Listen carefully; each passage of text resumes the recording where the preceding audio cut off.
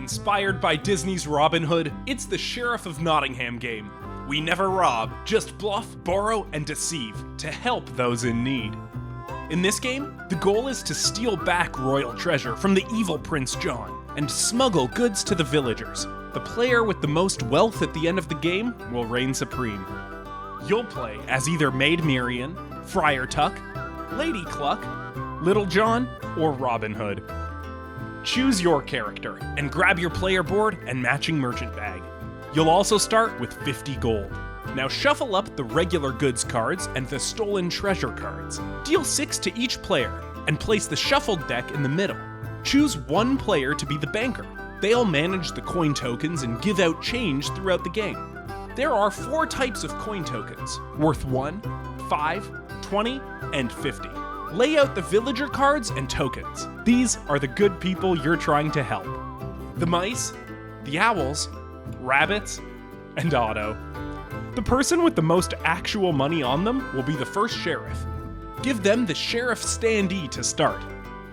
The game is played in rounds, and each round has 5 phases. 1. The market, also known as rob the rich. 2. Load bags. 3. Declaration. 4. Inspection. And 5. End of round. If you ever need a reminder of what to do next, the order is on the bottom of your player board. One player acts as the sheriff each round. The other players try to smuggle through goods to the village. In Phase 1, players can discard unwanted cards and draw new ones, hoping to get the right goods. You may exchange up to 5 cards, placing them face up in the discard pile. The sheriff may inspect them if he wants. In Phase 2, you load your bag. You may add anywhere from 1 to 5 cards.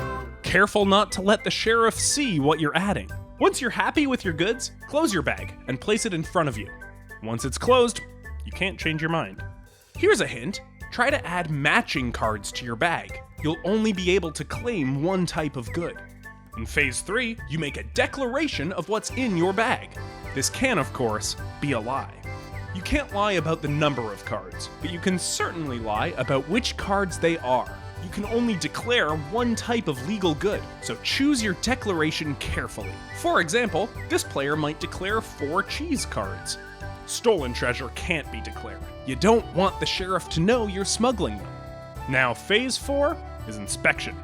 If you're acting as the sheriff, you can choose which bags to inspect. Think someone is lying about which goods are in their bag?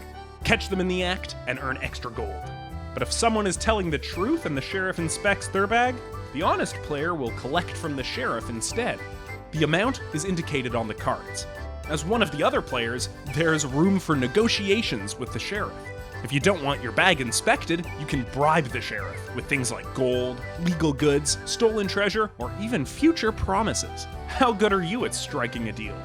If you're caught in a lie, the cards you lied about are discarded and a penalty is paid to the sheriff.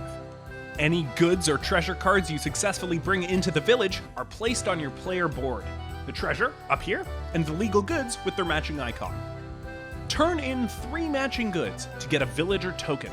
These are worth points at the end, plus bonus rewards from King Richard. At the end of a round, the player to the left of the sheriff becomes the new sheriff.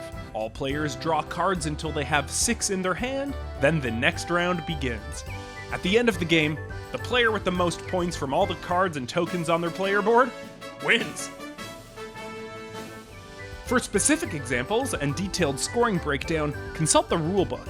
Otherwise, go on your merry way. See you in the Sherwood Forest.